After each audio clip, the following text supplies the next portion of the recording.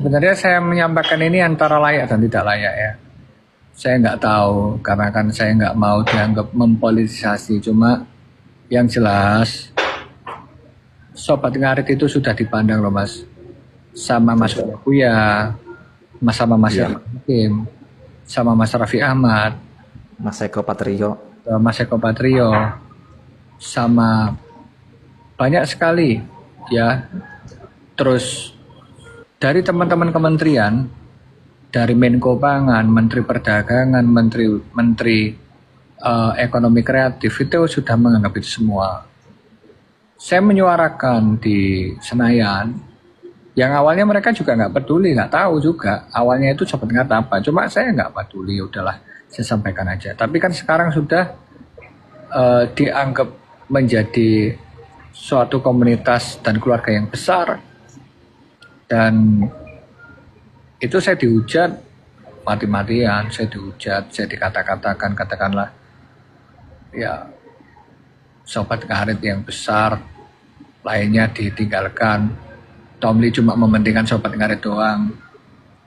Terus kemudian saya dianggap bahwasanya fungsinya sobat ngarit apa, yun apa ya nggak apa-apa. Orang lain menganggap seperti itu, cuma gambaran besarnya kami nanti Mas, bagaimana sobat ngarit juga ikut membantu untuk kemajuan daripada asta citanya Pak Prabowo sama Mas Gibran, supaya menjadikan teman-teman yang mungkin masih belum pernah kerjaan untuk menjadi petani-petani muda, peternak-peternak muda, atau teman-teman UMKM muda.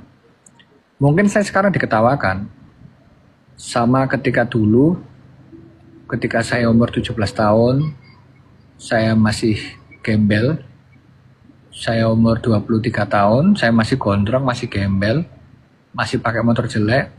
Ketika saya dulu itu ngomong ke teman bahwa saya pengen jadi pengusaha, saya diketawakan. Ketika teman-teman saya sempat sharing bahwa menjadi DPR seperti apa, bahkan saya dicaci maki ya, maksudnya bahwa dulu tuh jangankan saya menjadi pengusaha Mas, mimpi jadi pengusaha pun saya nggak berani. Jangankan saya dulu berbicara mengenai DPR, mimpi jadi DPR kota kabupaten aja saya nggak berani. Siapa sangka hari ini saya menjadi sampai hari ini Mas Cemerlang. Dulu ya katanya Mas Ion adalah orang yang, ya Ion ini paling cuma 1 bulan 2 bulan pun akan redup. Siapa sangka menjadi seperti ini. Betul. Dan mungkin yang terakhir lah, kehidupan ini kita nggak pernah tahu seperti apa. Siapa sih Mas yang menyangka Mas bahwa orang-orang Jawa Timur yang dulu itu manggung itu cuma bayaran 1 juta, 2 juta, 5 juta, sekarang bisa menjadi artis-artis top di Indonesia tanpa harus di panggung televisi. No one can tell everything about the future. Ya ini hidup itu penuh misteri. Bahkan ya, seorang yang bukan siapa-siapa pun bisa jadi apa-apa. 5 tahun lalu aja saya belum berani bermimpi jadi pejabat. 10 tahun yang lalu tuh mimpi saya masih sebatas pengen jadi pegawai pabrik Mas. Siapa yang tahu dengan kehidupan seperti ini. Sekarang ini Ridho magang di tempat saya, Delva Digital sama Anas. Masya Allah. Kita lihat spirit daripada Ridho.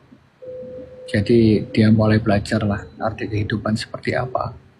Anas itu juga orang Madura Mas, bukan orang Surabaya. Roni juga orang Jombang Mas. Ya, dulu ada teman kita, sahabat kita namanya Gilga juga dari Madiun. Mas Jani Caknan juga dari Ngawi. Hasan itu juga bukan dari kota besar.